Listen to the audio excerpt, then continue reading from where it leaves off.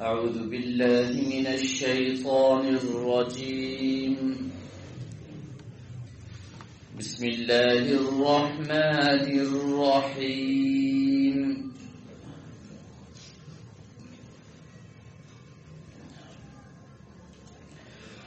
الطلاق مرتان فإمساك بمعروف أو تسريح بإحسان ولا يحل لكم أن تأخذوا مما آتيتموهن شيئا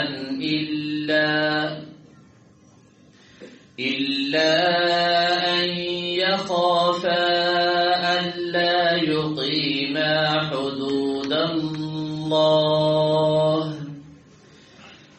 فإن خفتم ألا يقيما حدود الله فلا جناح عليهما فيما افتدت به تلك حدود الله فلا تعتدوها ومن يتعد حدود الله فأولئك هم الظالمون.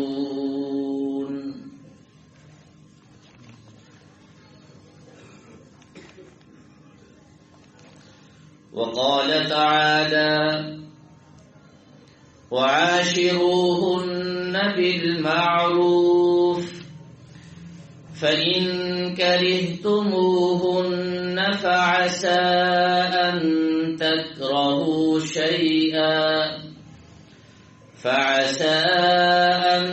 تكرهوا شيئا ويجعل الله فيه خيرا كثيرا.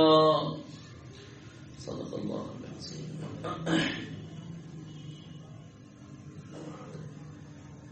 اس سے پہلے طلاق کا حکم اور خاص طور پر 3 طلاقوں کا حکم آپ حضرات کے سامنے میں تفصیل کے ساتھ عرض کر چکا ہوں، اور پھر طلاق تک پہنچانے والے اسباب، کون کون سے اسباب ایسے ہیں جو طلاق کا ذریعہ بنتے ہیں، نوبت طلاق تک پہنچ جاتی ہے. ان میں سب سے پہلا سبب علم دین سے ناواقفیت، یہ سب سے پہلا اور بنیادی سبب ہے جس کی تفصیل میں عرض کر چکا ہوں. اور دوسرا سبب رشتے کا غلط انتخاب، رشتے کا انتخاب کرتے ہوئے جو بنیادی غلطیاں سرزد ہوتی ہیں ان کی تفصیل بھی میں آپ حضرات کے سامنے عرض کر چکا ہوں. اور تیسرا سبب مگنی سے لے کر ولیمے تک جو گناہوں کی بھرمار ہوتی ہے وہ گناہ سبب بن جاتے ہیں طلاق تک پہنچانے کا. یہ 3 بنیادی سبب آپ حضرات کے سامنے میں عرض کر چکا ہوں، اور آج طلاق تک پہنچانے والا ایک اہم سبب شوہر اور بیوی کا ایک دوسرے کے حقوق ادا نہ کرنا، یہ ایک بنیادی سبب ہے طلاق تک پہنچنے کا. اگر شوہر شریعت مطہرہ نے اس کے ذمے جو حقوق بیوی کے لگا دیے، اگر وہ پورے حقوق ادا کرنے لگ جائے اور ہر بیوی اپنے شوہر کے صحیح حقوق ادا کرنے والی بن جائے تو کبھی بھی معاملہ طلاق تک نہیں پہنچتا، گھر کبھی بھی ویران نہیں ہوتے، کبھی بھی جھگڑا اور فساد نہیں ہو سکتا. جتنے بھی جھگڑے ہوتے ہیں، فسادات ہوتے ہیں، آپس کی لڑائیاں ہوتی ہیں، اس کا ایک اہم سبب ایک دوسرے کے حقوق ادا نہ کرنا ہے.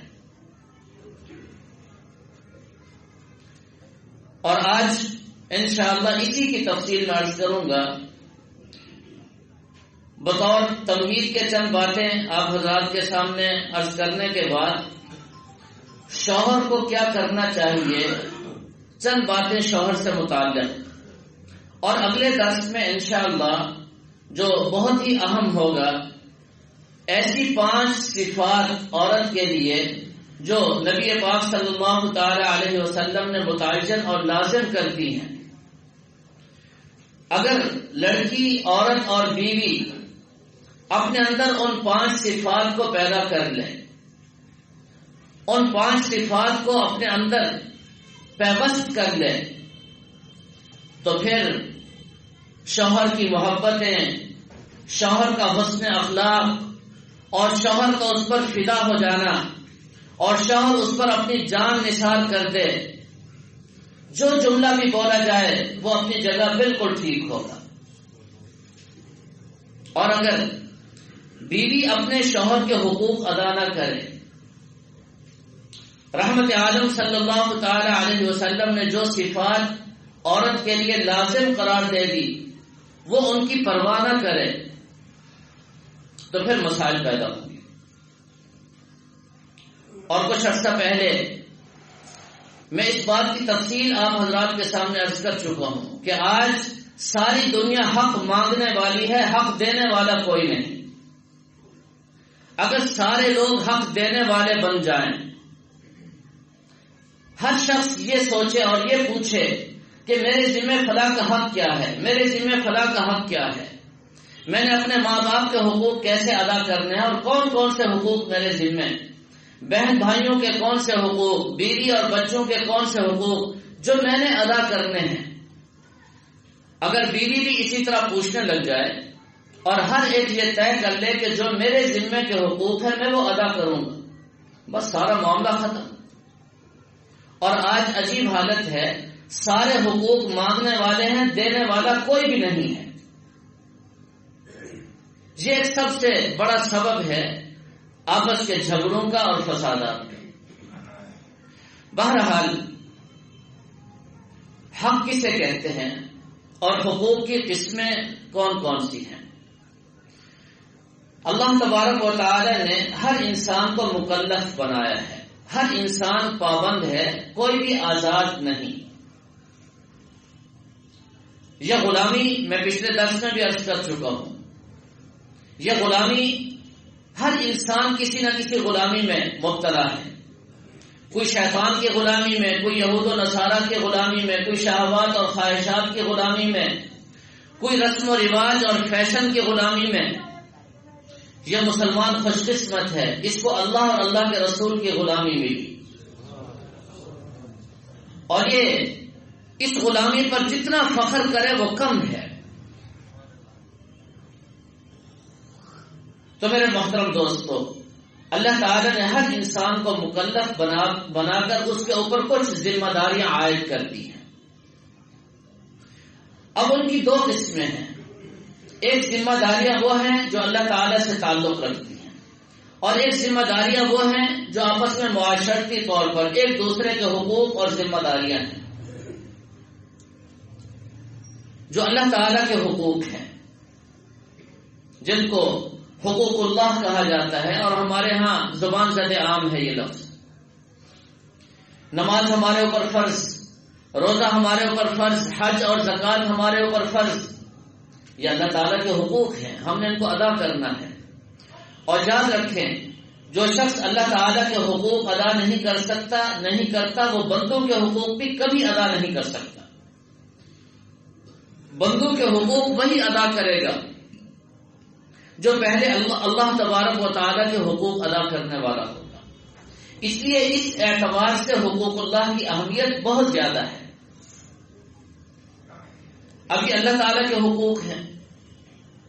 اب شریعت مطہرہ نے حکم دے دیا چوری نہ کرنا، ڈاکہ نہ ڈالنا، کسی کی چیز کو غصب نہ کر لینا، کسی کی کوئی چیز دبا نہ لینا، کسی کی توہین نہ کرنا، کسی کو ایذا نہ پہنچانا، کسی کو گالی نہ دینا، کسی کی غیبت نہ کرنا، اور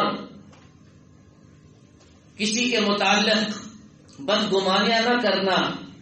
یہ ساری چیزیں انسانوں کے حقوق سے متعلق ہیں. ماں باپ کا کس طرح خیال کرنا ہے، بیوی کے حقوق کیا ہیں، اگر اللہ نے اولاد دے دی تو بچوں کے حقوق کیا ہیں، ان سب کا تعلق حقوق العباد سے ہے، ہمارے معاشرے سے ہے، اور یہ اصول ذہن نشین فرما لیں۔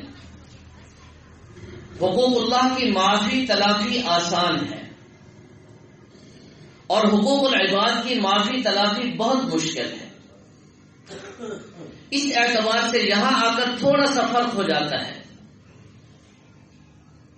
اگر کسی نے اللہ تعالیٰ کا حق ضائع کر دیا تو بڑی آسانی ہے، 2 رکعت صلاۃ التوبہ پڑھے، گڑ گڑا کر، رو کر، آنسو بہا کر اللہ تعالیٰ سے معافی مانگ لے، امید ہے اللہ تعالیٰ معاف فرما دیں گے۔ اور اللہ تعالیٰ نے جگہ جگہ اس کا وعدہ فرمایا ہے کہ جب میرا بندہ مجھ سے توبہ کرے گا، مجھ سے معافی مانگے گا، میں بڑے سے بڑا گناہ بھی اس کا معاف کر دوں۔ ایک تو اللہ تعالیٰ سے توبہ کر لے، معافی مانگ لے، اور جو حق ضائع کیا اس کو پورا کر لے، بس معافی ہو گئی۔ نماز چھوڑی تھی اس کو ادا کر لے، روزہ چھوڑ دیا تھا اب اس کو ادا کر لے اور ساتھ معافی مانگ لے، بس ختم گناہ۔ لیکن حقوق العباد یہ ذرا مشکل ہے۔ صرف اللہ تعالیٰ سے معافی مانگ لینا کافی نہیں ہے، اس سے معافی نہیں ہوگی جب تک بندے سے جا کر اس سے معاف نہ کریں۔ جس کی غیبت کی، جس کی زمین تباہی غصب کی، جس کی توہین اور تحقیر کی، جس کو برا بھلا کہا، جس کی غیبت کی، اس کے پاس جائے اور اس سے جا کر کے معافی مانگے اور وہ معاف کر دے، تب جا کر معافی ہوگی۔ اور یہ بہت مشکل کام ہے۔ اب بیوی کا حق ضائع کر دیا، اب بیوی کے پاس جائے اس سے معافی مانگے، اب یہ کون کرے جی؟ اتنا بڑا مشکل کام ہے۔ میرا خیال میں پہاڑ اپنی جگہ سے ہل سکتا ہے، مرد ہو کر وہ کہے جی میں مرد ہو کر اپنی بیوی کے آگے جھکوں، یہ کیسے ہو سکتا ہے؟ بڑا مشکل کام ہے۔ کسی بہن کے ساتھ زیادتی کر بیٹھا، اب اس کو راضی کرنا پڑے گا۔ اپنی ماں کو تکلیف دی، ایذا پہنچائی، اگر وہ معاف نہ کرے تو معافی نہیں ہوگی۔ ایک صحابی کی روح قبض نہیں ہو رہی، تکلیف میں ہے۔ اللہ کے رسول صلی اللہ علیہ وسلم نے ماں سے پوچھا تم ناراض تو نہیں؟ فرمایا میں ناراض ہوں اس سے۔ فرمایا بس یہی وجہ ہے، معاف کر دو، سزا میں نہیں معاف کرتی۔ رحمت عالم صلی اللہ علیہ وسلم نے فرمایا اچھا جاؤ لکڑیاں اکٹھی کرو جی۔ کیا کرتے ہیں آپ؟ فرمایا اس کو آگ میں جلاتا ہوں۔ اب ماں کا دل تھا، فرمانے لگی ایسا نہ کرے، میں نے اس کو معاف کر دیا۔ جو ہی معاف کیا روح قبض ہو۔ اب کتنی مائیں ہیں، کتنی مائیں، میں نے ان گناہگار کانوں سے بوڑھی ماؤں کی آہو پکار سنی ہے۔ مجھے وہ کہتی ہیں کہ نوجوان بچے ہیں، گالیاں بھی دیتے ہیں، مار پٹائی بھی کرتے ہیں، کھانے کو بھی کچھ نہیں دیتے۔ یہ ہمارے اس سادہ علاقے میں جو عام سا علاقہ ہے، کوئی ترقی یافتہ نہیں ہے، یہاں کی بات کر رہا ہوں۔ اب یہ حق ہے، اسی طرح باپ کا حق ہے۔ ابھی ایک بات میرے پاس آیا، رونگٹے کھڑے ہو جاتے ہیں۔ باہر کا ایک بندہ ساتھ لے کر کہا جی میں اس کو اپنی حفاظت کے لیے لے کر کے آیا ہوں، میرے بیٹے مجھے تلاش کر رہے ہیں مارنے کے لیے۔ بوڑھا آدمی ہے، 70-80 سال کی عمر کا۔ کہا جی مجھے فلاں دن مارا، میری پسلیاں توڑ دی، اب میں پریشان ہوں، دھکے کھا رہا ہوں۔ ایک ہفتہ نہیں گزرا اس کو۔ یہ حالات ہیں، جب ماں باپ محفوظ نہیں تو ذرا سوچئے کون محفوظ ہوگا۔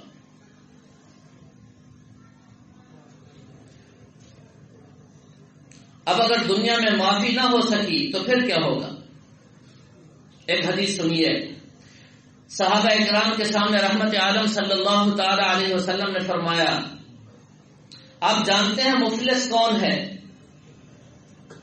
صحابہ اکرام نے عرض کیا یا رسول اللہ مفلس وہ ہے جس کے پاس کھانے کو کچھ نہ ہو، پینے کو کچھ نہ ہو، رہائش کے لیے مکان نہ ہو وہ مفلس ہے؟ فرمایا نہیں، یہ مفلس نہیں ہے، اس کی یہ ضروریات اور یہ حاجات اور یہ مشکلات فرمایا ایک نہ ایک دن ختم ہو جائیں گی، یہ دنیا ہے ختم ہو جائے گی۔ فرمایا کہ حقیقی مفلس وہ شخص ہے جو کل قیامت کے دن نیکیوں کا انبار لے کر کے آئے گا، بڑی نیکیاں ہوں گی اس کے پاس۔ فرمایا صاحب حقوق جمع ہو جائیں گے اور وہ دائیں بائیں آگے پیچھے سے مطالبہ کر رہے ہوں گے کہ اس کے ذمہ ہمارا فلاں حق ہے، فلاں حق ہے، فلاں حق ہے۔ تو اللہ تعالیٰ حکم دیں گے کہ ان کے حقوق ادا کرو۔ اب وہاں حقوق ادا کرنے کے لیے کچھ بھی نہیں، جہاں تو زمین کے ٹکڑے ہیں نا بے قیمت، ذرا جس کی آنکھ بند ہو جاتی ہے اور روح نکل جاتی ہے، اس سے جا کر کے پوچھو اس زمین کی کیا قدر و قیمت ہے۔ بڑی بڑی زمینوں والے، بڑے بڑے ذمہ دار ساری زمینیں یہاں چھوڑ کے جاتے ہیں، کوئی بھی ساتھ لے کر کے نہیں جاتا۔ آج زمین کے اوپر چلتے پھرتے بہنوں کے حقوق، چھوٹے بھائیوں کے حقوق، یتیم بچوں کے حقوق غصب کر کے بڑے خوش ہیں کہ ہم اتنے مربوں کے مالک ہیں، ہمارے پاس اتنی جائیدادیں اور اتنی جاگیریں ہیں۔ بہن بھائیوں کے مکانات پر، دکانوں پر قبضے کر کے گاڑیوں پر سوار ہو کر بڑے خوش ہوتے ہیں کہ ہمارے پاس بڑا کچھ ہے۔ میرے دوستو، جب یہ آنکھ بند ہوگی تب پتہ چلے گا، اس کی حقیقت کا تب پتہ چلے گا۔ حکم ہوگا اس کی نیکیاں ان سب کو دے دی جائیں، نیکیاں دے دی جائیں، اور کتنی نیکیاں دی جائیں گی پتہ ہے جی؟ فتاوی شامیہ میں علامہ ابن عابدین رحمہ اللہ تعالی نے لکھا ہے، فرمائے ایک پائی کے بدلے 750 مقبول نمازیں دی جائیں گی۔ ایک پائی کے بدلے 750 مقبول نمازیں۔ اندازہ فرمائیے، اگر 1 لاکھ کسی کا غصب کیا ہوا ہے، دبایا ہوا ہے، تو کون سی نیکی بچے گی؟ عام نمازیں نہیں، مقبول نمازیں 750 ایک پائی کے بدلے۔ فرمایا ساری نیکیاں ختم، لیکن صاحب حقوق کھڑے ہیں۔ کوئی کہتا ہے جی میرا ابھی اتنا حق باقی ہے، دوسرا کہتا ہے میرا اتنا حق باقی ہے۔ اب اللہ تعالیٰ حکم دیں گے کہ جتنے صاحب حقوق ہیں ان کے گناہوں کو اس کی کمر پر لادا جائے۔ اب ان کے گناہوں کو اٹھا کر اس کے اوپر ڈالا جا رہا ہے۔ اپنی نیکیاں بھی ختم اور دوسروں کی گناہوں کی گٹھلیاں اس نے اٹھا لی۔ پھر کیا ہوگا؟ ذرا سوچئے اور تصور کیجئے، یہ انسانوں کے حقوق ہیں جس کو آج ہم ضائع کر رہے ہیں۔ ہم بیوی کو زر خرید لونڈی سمجھتے ہیں، وہ تو ہمارے نکاح میں آ گئی، اب ہم اس کے ساتھ جو سلوک کریں، جیسا چاہے کریں، کوئی کچھ نہیں کر سکتا ہمارا۔ تھوڑی دیر کے لیے نہیں سوچتے کہ یہ ہماری محبوبہ ہے، ہماری رفیقہ حیات ہے اور ہماری زندگی کا ہم سفر ہے اور یہ بھی انسان ہے۔ تھوڑی دیر کے لیے بھی نہیں سوچتے اور اس کے حقوق کو پامال کرتے چلے جاتے ہیں۔ کل قیامت کے دن یہ بیوی گریبان نہیں پکڑے گی، حدیث میں آتا ہے اس بیوی کے وکیل رحمت عالم صلی اللہ علیہ وسلم ہوں گے اور وہ شوہر کا گریبان پکڑیں گے۔ ذرا سوچئے اور اس کا تصور کیجئے۔ بیوی بے شک یہاں کمزور ہے، کل قیامت کے دن وہ سب سے زیادہ طاقتور ہوگی۔ اس کی پشت پر اولین و آخرین کے سردار امام الانبیاء صلی اللہ علیہ وسلم ہوں گے۔ ستائیں بیویوں کو جتنا دل چاہے، آخر ایک دن مرنا ہے اور کل قیامت کے دن پھر جواب بھی دینا ہے۔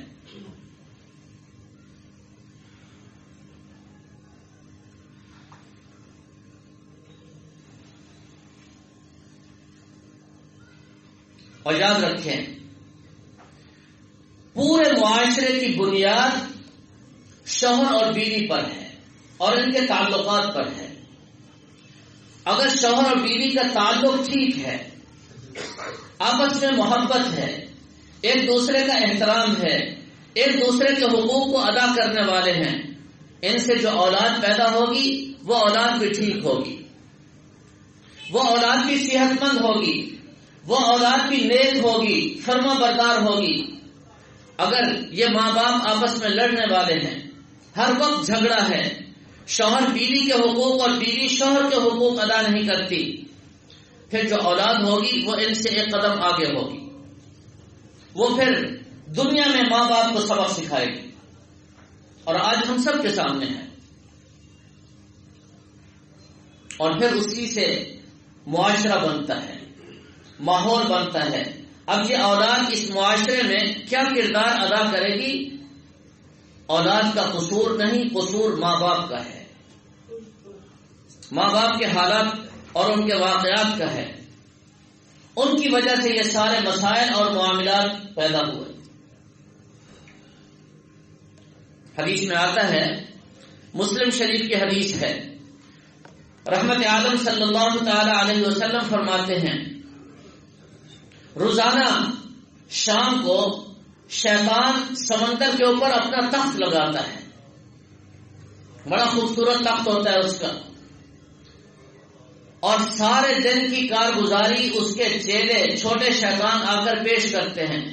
کوئی کہتا ہے جی میں نے فلاں کو نماز سے روک دیا، فلاں روزہ رکھنے والا تھا میں نے اس کو روزے سے روک دیا، فلاں سے میں نے جھوٹ بلوا دیا، فلاں سے میں نے یہ کام کرایا، فلاں سے میں نے یہ کام کرایا. شیطان کہتا ہے ٹھیک ہے، بہت اچھے، خوش ہوتا ہے لیکن زیادہ خوش نہیں ہوتا. فرمایا کہ ایک شیطان آتا ہے، وہ آ کر اپنی کارگزاری سناتا ہے. وہ کہتا ہے کہ گھر میں شوہر اور بیوی اکٹھے بیٹھے ہوئے تھے اور آپس میں محبت کی باتیں کر رہے تھے، خوش تھے، تو میں نے جا کر ان کے اندر بد اعتمادی پیدا کی. پھر میں نے ایک دوسرے کو گالی دینے پر مجبور کیا، یہاں تک کہ میں نے ان کو لڑائی پر آمادہ کر دیا. پھر وہ ایک دوسرے سے لڑنے لگے، یہاں تک کہ میں نے معاملہ طلاق تک پہنچا دیا. حدیث میں آتا ہے، رحمت عالم صلی اللہ تعالی علیہ وسلم فرماتے ہیں وہ شیطان کھڑا ہو جاتا ہے اور ناچتا ہے، اور ناچ کر اس شیطان کو گلے سے لگاتا ہے اور کہتا ہے سب سے بڑا کام تو نے کیا ہے اور سب سے اچھا کام تو نے کیا ہے. اس کو شاباش دیتا ہے. سب سے زیادہ شیطان اس بات پر خوش ہوتا ہے. اگر ایک گھر میں جھگڑا ہوتا ہے تو صرف ایک گھر متاثر نہیں ہوتا، دو خاندان متاثر ہوتے ہیں. یوں نہ سمجھیں کہ دو خاندان متاثر ہوتے ہیں، یوں سمجھیں کہ پورا معاشرہ اس سے تباہ ہو گیا. آج کس کو خوش کر رہے ہیں؟ کس کی خوشنودی اور رضا حاصل ہو رہی ہے ہمیں؟ ہم بہادر بنے پھرتے ہیں کہ ہم نے جناب بیوی اور بیوی کے خاندان کو یوں سنا دیا اور یوں کر دیا اور فلاں کر دیا. اس کو بڑا کمال سمجھا جاتا ہے کہ بیوی کے بھائی کی میں نے یوں گت بنا دی، اور بیوی کہتی ہے میں نے شوہر کی ماں کو اور شوہر کے بھائی کو میں نے یوں سنا دی. وہ اپنے گھر حالات جب سناتی اور بتاتی ہے تو ماں باپ اس کی حوصلہ افزائی کرتے ہیں، تو نے اچھا کیا شوہر کے خاندان کے ساتھ جو تو نے سلوک کیا. یہ سارے شیطانی کام ہیں جس سے نقصان ہو رہا ہے. میرے محترم دوستو، قرآن پاک کیا کہتا ہے؟ فرمایا وعاشروہن بالمعروف، وعاشروہن بالمعروف. کیا مطلب ہے اس کا؟ فرمایا کہ اللہ تبارک و تعالی مردوں کو حکم دے رہے ہیں کہ بیویوں کے ساتھ وہ حسن سلوک کریں، بیویوں کے ساتھ اچھا برتاؤ کریں، ان کے ساتھ حسن اخلاق سے پیش آئیں، اور اپنی بیویوں کے کھانے پینے میں، کپڑے میں، رہائش میں، ہر چیز میں اپنی حیثیت سے بڑھ کر فراخی پیدا کریں. اور بیوی کو یقین ہو جائے کہ میرا شوہر میرے لیے سب کچھ کرتا ہے اور میرے لیے ہی کرتا ہے. جس بیوی کو یہ یقین ہو جائے وہ اپنے شوہر کے لیے کون سی قربانی ہے جو دینے سے گریز کرے گی. لیکن اگر ہماری حالت یہ ہو کہ باہر جب ہم بیٹھیں دوستوں کے ساتھ تو ہمارے کہتے ہماری بیوی گھر بیٹھ کر سنے، اور جب ہم گھر جائیں تو آنکھیں ماتھے پر رکھ کر اور پیشانی کے تیور بدل کر اور اس انداز میں ہم جائیں جیسے فرعون آ گیا ہو. ایسے گھر بھی میرے علم میں ہیں کہ جب شوہر گھر میں داخل ہوتا ہے نہ صرف بیوی بلکہ بچے بھی ایک کونے میں دبک جاتے ہیں، چھپ جاتے ہیں، پتہ نہیں کون آ گیا ہے. حضرت عائشہ رضی اللہ تعالی عنہ فرماتی ہیں کہ رحمت عالم صلی اللہ تعالی علیہ وسلم جن مشکل ترین حالات میں ہوتے، پریشانیاں ہوتی، پوری دنیا کے حالات، جنگی واقعات اور کفار کی ہرزہ سرائی سب کچھ ہونے کے باوجود فرمایا جب آپ گھر تشریف لاتے تو مسکراتے چہرے کے ساتھ، خوشی کے ساتھ، اور آ کر السلام علیکم فرماتے تھے. جب رحمت عالم صلی اللہ علیہ وسلم کا وصال مبارک ہوا تو 9 بیویاں آپ کے نکاح میں تھیں. آپ نے کبھی سنا ہے کسی بیوی نے کوئی شکایت کی ہو؟ آپ نے فرمایا خیارکم خیارکم لأہلی، تم میں سب سے بہترین وہ ہے جو اپنی بیوی کے ساتھ بہترین ہے. دوستوں کے ساتھ، ماں باپ کے ساتھ، بہن بھائیوں کے ساتھ اور جناب تاجر برادری کے ساتھ جہاں آپ کا وہاں آپ چاہے جتنی دعوتیں اڑائیں، جتنا خوش اخلاقیاں پیش کریں، اللہ تبارک و تعالیٰ کے ہاں آپ اچھے تب بنیں گے جب آپ کی خوش اخلاقی اپنی بیوی کے ساتھ ہوگی. اپنی بیوی کے ساتھ آپ کا تعلق اچھا ہوگا تو اللہ تعالیٰ آپ کو اچھا سمجھیں گے. اگر آپ کا تعلق اپنی بیوی کے ساتھ اچھا نہیں ہے، دنیا میں چاہے جتنا آپ اچھا بننا چاہیں آپ اچھے نہیں ہیں. یہ اصول ذہن نشین فرمایا. آپ نے فرمایا انا خیارکم لأہلی، میں تم میں سب سے بہترین ہوں اپنے گھر والوں کے لیے، یعنی میرا اخلاق سب سے زیادہ اپنے گھر والوں کے ساتھ ہے. اور ہمیں بھی یہی حکم دیا.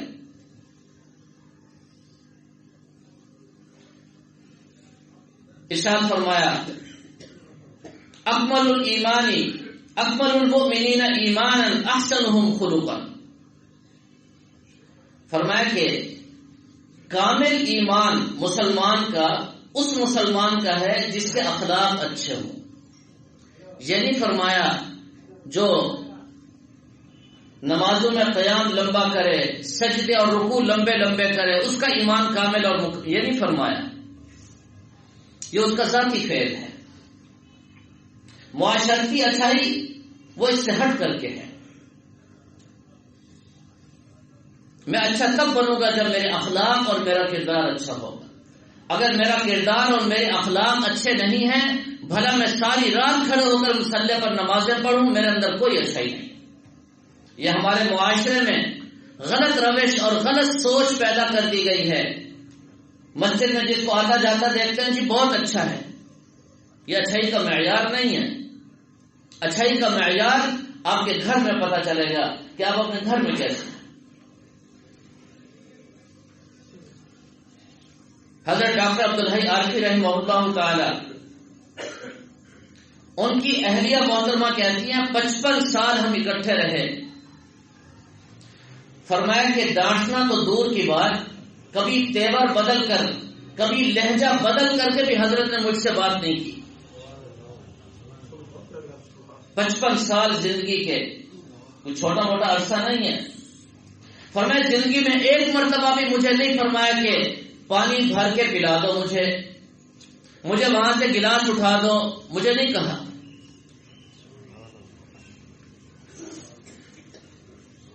اور یہ نمونہ ہم نے اپنے گھر میں دیکھا ہے. اللہ اکبر. ہمارے دادا جی حضرت مولانا محمد قاسم صاحب رحمہ اللہ تعالی ہم نے اپنی آنکھوں سے دیکھا ہے، اور میں نے اپنی زندگی کے 20-25 سال ان کے قریب رہ کر ان کو دیکھا ہے. زندگی میں کبھی ان کی بیوی نے ان کے کپڑے نہیں دھوئے، ہمیشہ وہ اپنے کپڑے خود دھوتے تھے. موت والے دن جو کپڑے پہنے ہوئے تھے وہ بھی اپنے ہاتھ کے دھلے ہوئے، بیوی سے نہیں دھلوائے. اور پوری حیات طیبہ میں جب بھی کھانا کھانے کے لیے تشریف لاتے، اپنے بکس کو، چابی اپنے پاس ہوتی، کھولتے، اس میں سے اپنے برتن نکالتے، پانی پینے کا گلاس اور سالن کی کٹوری اور روٹی رکھنے، وہ اٹھا کر کے اس کو جھاڑتے اور خود جا کر کے دھوتے، دھو کر کے اس میں خود جا کر کے سالن لیتے اور پانی بھرتے اور چارپائی پر رکھتے اور کھانا کھاتے. کھانا کھانے کے بعد یہ سارے برتن خود دھوتے تھے، دھو کر کے پھر اپنی صندوق میں رکھتے تھے، تالا لگا کر پھر جاتے تھے. ان کا معمول تھا ہمیشہ، ہم نے اپنے گھر میں دیکھا ہے.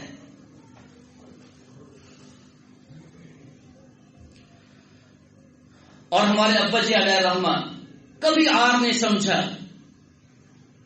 صبح خود جا کر کچن میں ناشتہ بنا رہے ہیں. ہم ان کو کہتے تھے ہماری بیویاں ہیں، آپ حکم فرمائیں، ارشاد فرمائیں، جو چاہیں ہم جس وقت چاہیں آپ کو ہر چیز تیار ملے گی. پتہ بھی نہیں ہوتا تھا ہمیں. آخری عمر تک ہم نے ان کو کہا کہ آپ ہمیں اوقات بتا دیں، ہم آپ کو چھوڑ آئیں گے، لے آئیں گے. نہیں، اپنا سائیکل روزانہ خود اٹھاتے، خود اس کو کپڑے سے صاف کرتے اور صاف کر کے خود جاتے اور واپس آ کے خود اس کو ٹھہراتے تھے. اور جس دن وفات ہوئی اس دن بھی اسی سائیکل پر مدرسے گئے، سبق پڑھایا، حدیث پڑھائی اور پھر واپس آئے. سارے کام اپنے ہاتھ سے کرنا یہ کوئی معمولی بات نہیں ہے، یہ اخلاق ہے، یہ تربیت ہے. بیوی ہماری کوئی نوکرانی تو نہیں ہے، وہ تو ہماری رفیقہ حیات ہے. آج ہمارے معاشرے میں تصور یہ ہے کہ بیوی کو شاید ہم نوکرانی سے بھی کم تر اور بدتر سمجھتے ہیں، جس سے مسائل پیدا ہوتے ہیں.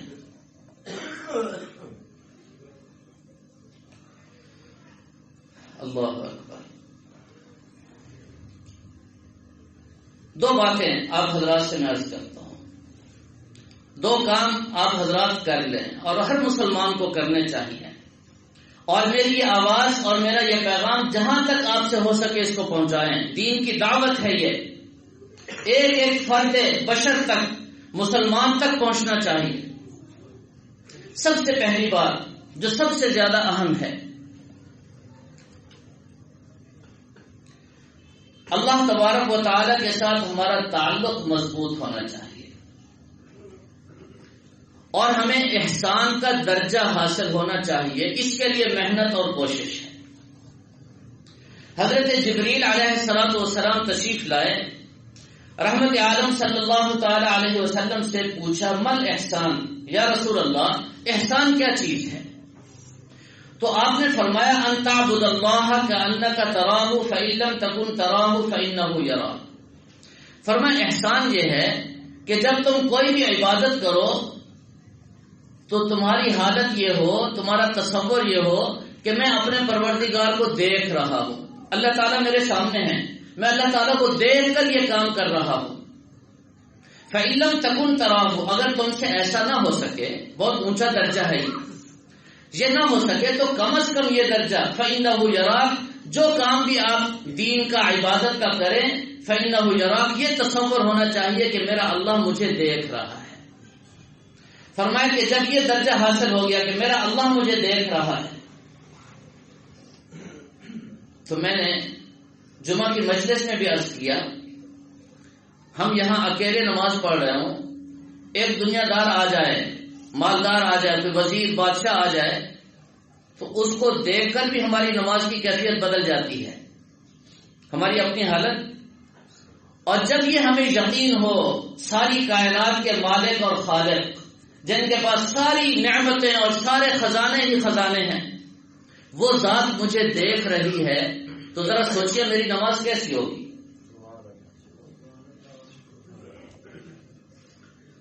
تو درجہ احسان حاصل ہونا چاہیے. اگلی بات جو میں آپ کو عرض کرنا چاہتا ہوں وہ بڑی اہم ہے. ایک صاحب تشریف لائے حضرت ڈاکٹر عبدالحی عارفی رحمہ اللہ تعالی کے پاس، کہنے لگے حضرت مجھے درجہ احسان حاصل ہو گیا.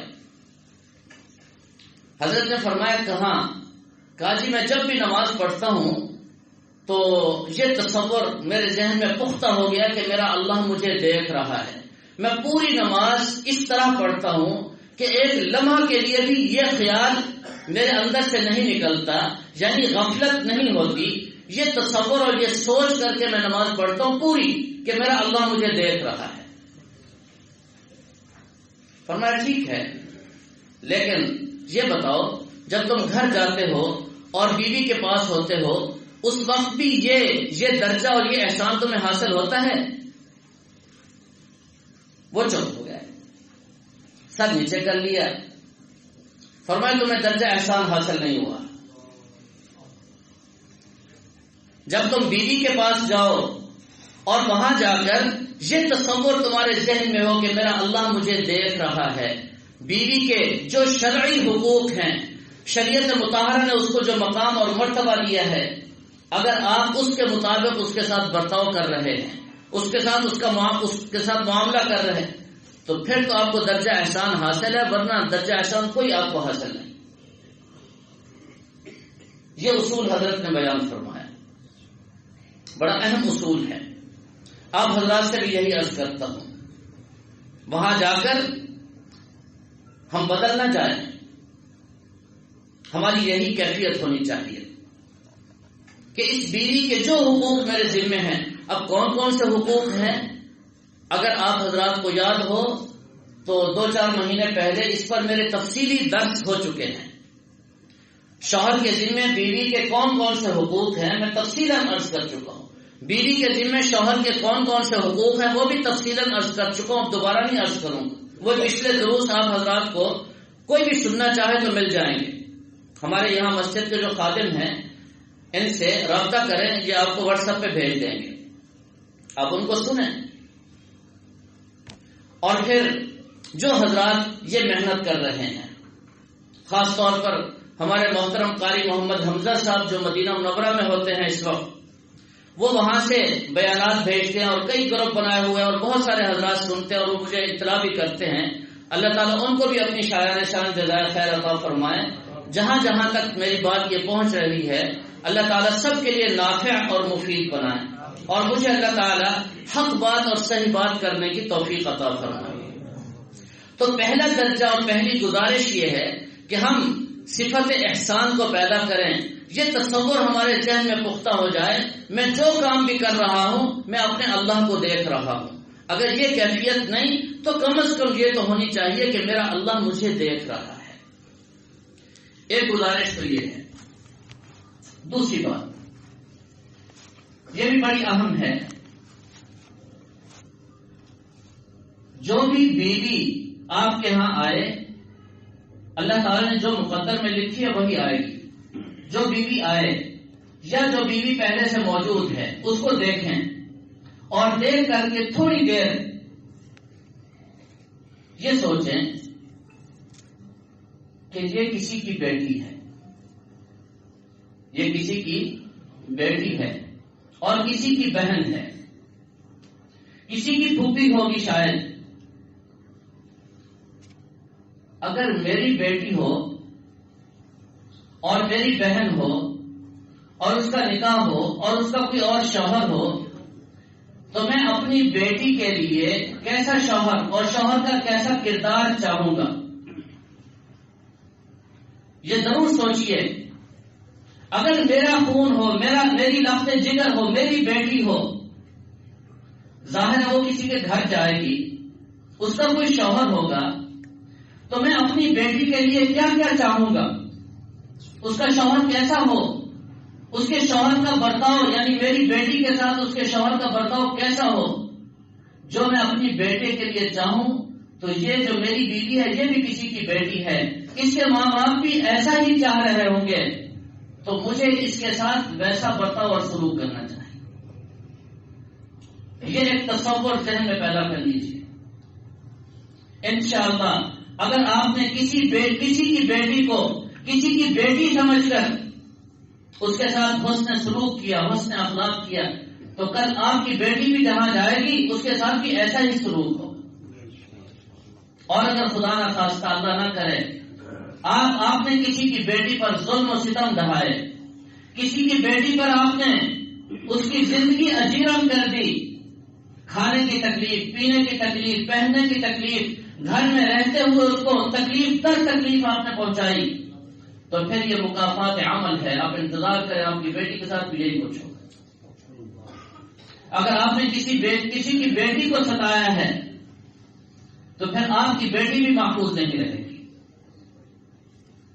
اور یہ میں اللہ کے گھر میں بیٹھ کر کہہ رہا ہوں، قرآن و سنت کی روشنی میں کہہ رہا ہوں، نہیں بچے گی ہماری اولاد.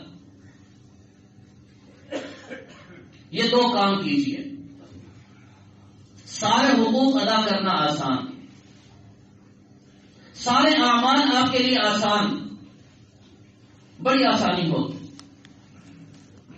تو یہ چند تمہیدی باتیں اور شوہر کے متعلق چند باتیں میں نے آج آپ حضرات کے سامنے عرض کی، اور کل مزید حقوق آپ حضرات کے سامنے اگلے درس میں انشاءاللہ مزید حقوق، اور خاص طور پر بیوی کے اندر 5 اوصاف، 5 خصلتیں، 5 اس کی ایسی عادات جو رحمت عالم صلی اللہ علیہ وسلم نے بیوی کے لیے متعین فرمائی ہیں، وہ میں آپ حضرات کے سامنے عرض کروں گا. ہر بیوی کو اپنے اندر وہ اوصاف پیدا کرنے چاہیے تاکہ گھر کا ماحول بہتر سے بہتر ہو جائے. اللہ تعالیٰ ہم سب کو سمجھنے اور عمل کرنے کی توفیق